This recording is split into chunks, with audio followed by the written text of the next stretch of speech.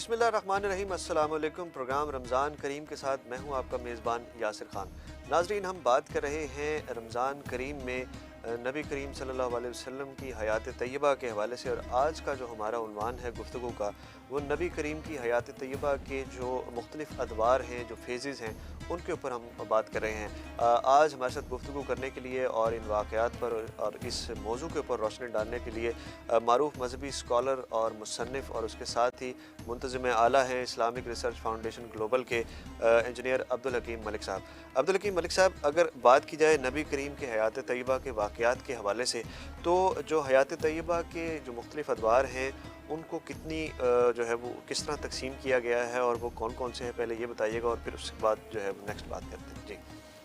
यासिर खान साहब, नबी करीम सल्लल्लाहु अलैहि वसल्लम की ज़ात मुबारक के बारे में बात करना, जी, उनकी ज़िंदगी का एक लम्हे पर बात करना एक नशिस्त में मुमकिन नहीं है। बिल्कुल, बिल्कुल। मगर फिर भी इस विसातत से कि आपके प्रोग्राम जो है वो ज़ात टुडे में माह सयाम की बरकतों के महीने में मुझे खुशकिस्मती है कि नबी करीम सल्लल्लाहु अलैहि वसल्लम की ज़ात पाक बारी ताला के बारे में मुझे बात करने का मौका मिला। जी, तो मुझे वो एक रुबाई याद आ रही है किसी आशिक़ रसूल की, कि किताब फितरत के सिरे वर्क पर जो नाम मोहम्मद रकम न होता तो नक्श हस्ती उभर न सकता, वजूद लौह कलम न होता, ज़मीन न होती, फ़लक न होता, अरब न होता, अजम न होता, ये महफ़िल कुनफ़का न होती अगर वो शाह उमम न होता। तो अर्ज़ ये है कि नबी करीम सल्लल्लाहु अलैहि वसल्लम की विलादत बासआदत 570 ईस्वी में हुई, जो कि बिक्रम जो है वो 628 बिक्री साल बनता है।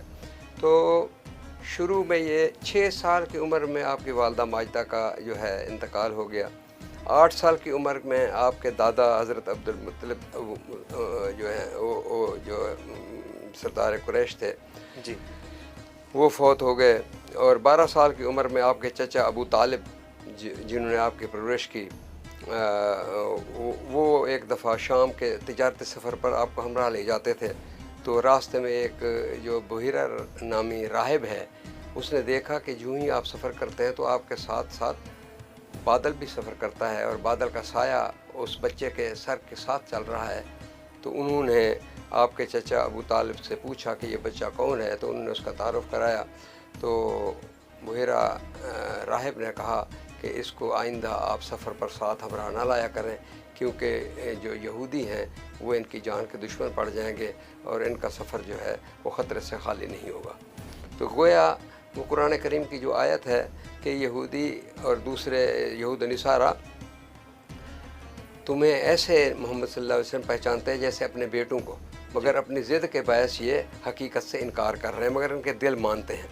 और ये जो है सबसे एक खूबसूरत वाक़या जो वसत के से पहले का है कि 35 साल की उम्र में कबाइल कुरैश में एक तनाज़ा खड़ा हो गया कि हजर अस्वद को कौन नस्ब करे और कौन जो सरदार कुरैश है किसको ये सादत नसीब हो कि उठाकर इसको खाना काबा में रखे। तो इस पर बहुत बड़ा शर का अंदेशा था पूरे अरब में। तो नबी करीम सल्लल्लाहु अलैहि वसल्लम ने इसको आसान तरीके से किया कि एक चादर पर उन्होंने दरमियान में हजर अस्वद को रखा और तमाम कुरैश के सरदारों को उसके कोने को पकड़ने को कहा कि उठाकर आप रख दें, तो इस तरह आप सब इस सादत में शामिल हो जाएंगे कि हजर अस्वद आपने रखा है। जी। तो आपको जो है ना, यानी 620 ईस्वी में आपको 50 साल की उम्र में मेराज की सादत नसीब हुई। उस सफ़र में आपकी तमाम पैगम्बरान से मुलाकात हुई जो आपके इंतज़ार में थे और वो इस्तकबाल करते थे कि अहलन व सहलन मरहबा। तो पहले आसमान पर आदम अलैहिस्सलाम की जो है मुलाकात हुई, तो उन्होंने कहा या मरहबा या इब्न साले। और दूसरे आसमान पर याहिया और ज़करिया की मुलाकात हुई। और तीसरे आसमान पर हज़रत यूसुफ़ अलैहिस्सलाम से मुलाकात हुई। चौथे आसमान पर हज़रत इदरीस अलैहिस्सलाम से मुलाकात हुई। पाँचवें आसमान पर हारून बिन इमरान से मुलाकात हुई और छठे पर हज़रत मूसा अलैहिस्सलाम से और सातवें पर हज़रत इब्राहीम अलैहिस्सलाम से। और इसमें आपके मौजज़ात की तो बात इतना लंबी बात है। सबसे जो खूबसूरत बात है वो 11 साल के सऊबत का दौर जो हज़रत पर और आपके जानिसारान पर और मोमिनीन पर गुज़रा मक्का की ज़िंदगी में, जी जबकि उनको शेब अबी तालिब में जो है ना सोशल बाइकाट का भी सामना करना पड़ा, जी और इसके बावजूद भी उन्होंने हिम्मत नहीं हारी और पैगाम हक़ जो है वो देते रहे। हालांकि वो कहते भी थे कि सादिक और अमीन मानते भी थे। आपने पहाड़ी पर जब कहा कि अगर मैं ये कहूँ कि इस पहाड़ी के पीछे कोई लश्कर तुम पर हमलावर हो रहा है तो क्या आप सच मानेंगे, तो कुफार मक्का ने कहा हमने कभी आपको झूठ बोलता नहीं देखा, बेशक हम मानेंगे, मगर इसके बावजूद वो हक़ पर उनके हक़ में नहीं था, वो राह रास्त पर आने से गुरेज़ा रहे। जी। अच्छा, मक्का में जो वक्त गुजरा उसके हवाले से जो इब्तदाई हयात मुबारका है उसके वाक़यात आपने बताए, और उसके बाद जो मदीना में वक्त गुजरा, मदीना में जो हयात मुबारका के वाक़यात हैं उनके ऊपर भी रोशनी डाली। मदीना मुनव्वरा में तो इस्लामी रियासत का क़याम आता है जनाब, जी कि वो जो जो इस्लामी ममलिकत है उसका क़याम नबी करीम सल्लल्लाहु अलैहि वसल्लम ने वहाँ जा कर के, और सबसे पहले जो उन्होंने किया वो मवाख़ात था, जी भाईचारा था, इंसार और मुहाजिरीन के दरमियान भाईचारा। ये 622 का वाक़या है कि आपने कहा कि सबसे पहले तो ये जो मुहाजिरीन हैं इनके साथ इंसार जो है ये सलूक करें कि इनके पास जो चीज़ फालतू है वो इनसे घर के यूटेंसिल्स हैं, रिहाइश है, खेती बाड़ी के काम हैं, अलगर्ज़ जो भी इनकी मदद हो सकती है वो करें, ताकि इनमें एक भाईचारा पैदा हो जाए और ये इनका आपस में। फिर इसके बाद मीसाक मदीना आता है जिसमें इन्होंने सोशल कॉन्ट्रैक्ट किया, उनके गैर मुस्लिमों के साथ, ज्यूज़ के साथ सोशल कॉन्ट्रैक्ट किया मीसाक मदीना का, कि हम आने वाले दुश्मन का बाहम मुकाबला करेंगे और हम मिलजुल कर रहेंगे और एक दूसरे की हिफाजत करेंगे। मगर अफसोस के वो ज्यूज़ ने उसको उसमें बेअदली की और उस कॉन्ट्रैक्ट को तोड़ा, और फिर नबी अल्लाह ताला ने उनको जो है वो हुक्म इजाज़त मिली कि वो ग़ज़वात के लिए जवाब देने के लिए, मुकाबले के लिए मुसलमानों को अल्लाह ताला की तरफ से वही आई नबी करीम सल्लल्लाहु अलैहि वसल्लम को कि आप अब मुकाबला कीजिए क्योंकि ये झूठे ठहरे हैं, इन्होंने कॉन्ट्रैक्ट को तोड़ा है। अच्छा, अब्दुल हकीम मलिक साहब, अगर नबी करीम के हयात तैयबा के हवाले से हम बात कर रहे थे तो आखिरी सवाल है, मुख्तसरन बताइएगा कि बतौर मुसलमान इनफरादी तौर पर और इज्तमाही तौर पर आप सल्लल्लाहु अलैहि वसल्लम की हयात तैयबा से क्या पैगाम मिलता है, हमें क्या सबक मिलता है, क्या गाइडलाइंस मिलती हैं? यासिर खान साहब, वही पहले सवाल की तरफ मैं लौटता हूँ कि नबी करीम सल्लल्लाहु अलैहि वसल्लम की ज़ात कुरान मुजस्सम है। जी क्या सबक मिलता है?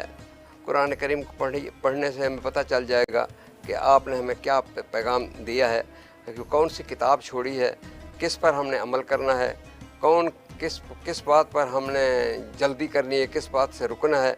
और यही एक हमारे एक यानी पैरामीटर है हमारे लिए कि नबी करीम सल्लल्लाहु अलैहि वसल्लम की सीरत तैयबा का मुताला करें, सीरत तैयबा आपके उसवा हुस्ना को पढ़ें।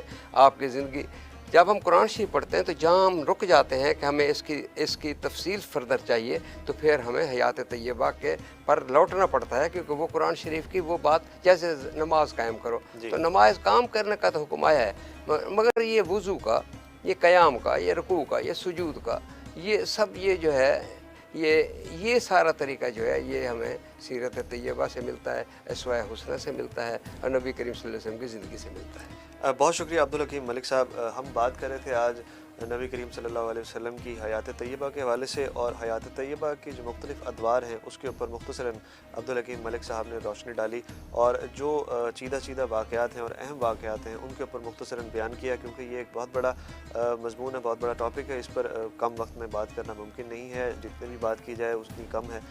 हमने कोशिश की कि हम मुख्तलिफ़ पहलुओं को और मुख्तलिफ़ वाक़यात के हवाले से जो है वो गुफ्तगू करें। उम्मीद है कि आपको हमारी आज की गुफ्तगू पसंद आई होगी।